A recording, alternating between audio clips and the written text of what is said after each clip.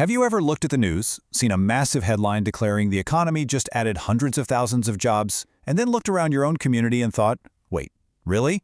That doesn't feel right. Well, you're definitely not alone in feeling that way.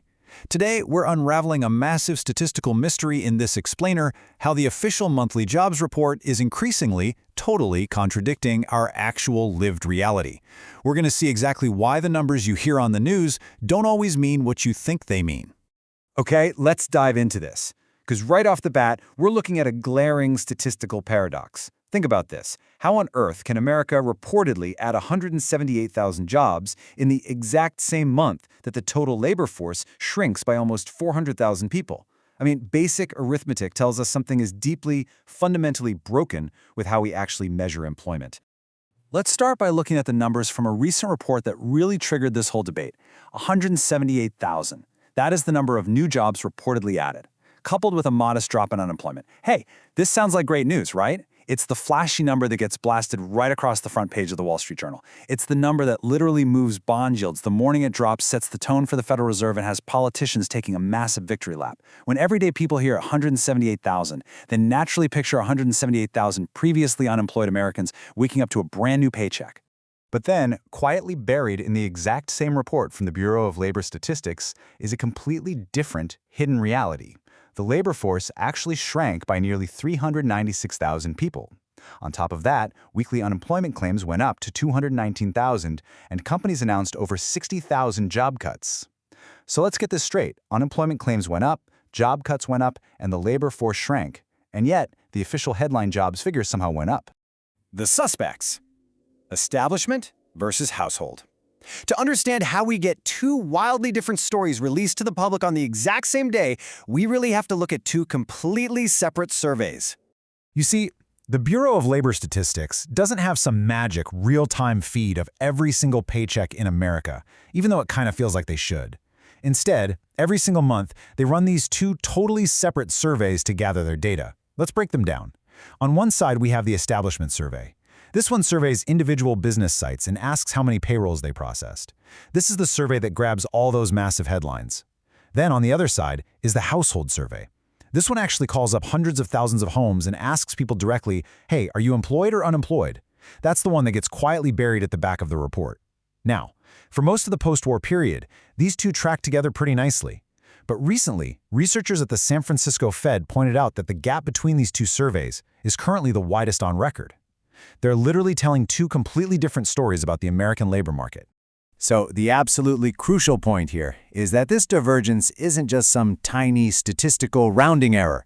It actually comes down to three massive structural flaws in the Establishment Survey. You know, the one making all those rosy headlines.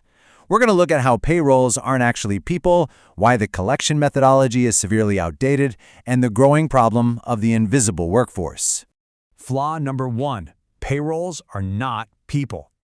The Establishment Survey does exactly what its name suggests. It counts processed payrolls. Now, back in the day, one person meant one employer, which was a perfectly reasonable way to measure employment. But today, as more and more people pick up a second or even third gig just to keep up with rent, it's a completely different story. And this brilliantly illustrates the problem. Think about a single doctor working in healthcare today. They might work at a hospital, pick up shifts at a private practice, and maybe do some paid medical research on the side. To the BLS Establishment Survey, that looks like 3 brand new payrolls. Bam, 3 jobs added to the official count. But in reality, it's literally just one single working human being. And it gets even weirder when you look at the technicalities. For example, recently 35,000 healthcare professionals returned to work after being on strike the previous month. Well, the payroll survey counted their return as 35,000 brand new jobs.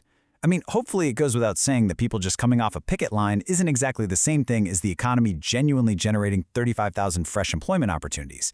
But because the survey only tracks active payrolls, it falsely inflates our perception of economic growth. Moving right along to flaw number 2, outdated methodology. Look, collecting payroll data for the entire American economy is incredibly difficult, for sure. But the BLS model was designed for an era when everyone actually drove to a physical factory or an office. Because it relies on tracking physical locations, the whole model kind of breaks down today. I mean, what happens when people work from home, or move between cities, or work for a totally decentralized company? You get double counting, undercounting, and location misunderstandings running absolutely rampant. Because of this outdated approach, last year alone, the BLS had to quietly revise away 800,000 jobs they had previously claimed were added. Just let that sink in for a second. An entire chunk of the year's headline job growth simply didn't exist. The numbers were just quietly erased after the big headlines had already faded from the news cycle. So to try and patch these glaring holes in the survey, the BLS uses something called the births and deaths model.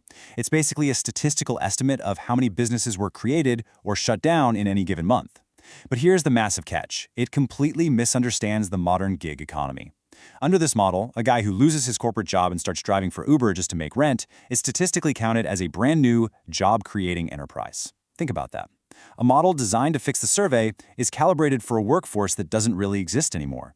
Which brings us to flaw number 3. And honestly, this is the largest blind spot of the whole shebang: the invisible gig worker. The payroll survey is fundamentally built to see traditional, secure jobs with established employers who diligently fill out government forms.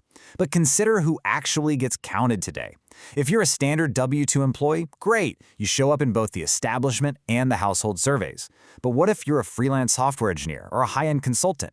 What about a delivery driver? You don't process a traditional payroll, so the establishment survey, the very one making all the big headlines, answers with a firm no. You are completely invisible to them. You only show up in the household survey, the one that gets quietly shoved to the back of the monthly report. And here's why that invisibility is just so incredibly dangerous. When a company feels an economic downturn coming, they don't fire their full-time W-2 staff with severance packages right out of the gate. No way. The first line items to get cut are the private contractors, the freelancers, the outside agencies, and the consultants. Real people lose real income. But because they aren't on formal payrolls, these layoffs are completely invisible to the headline numbers.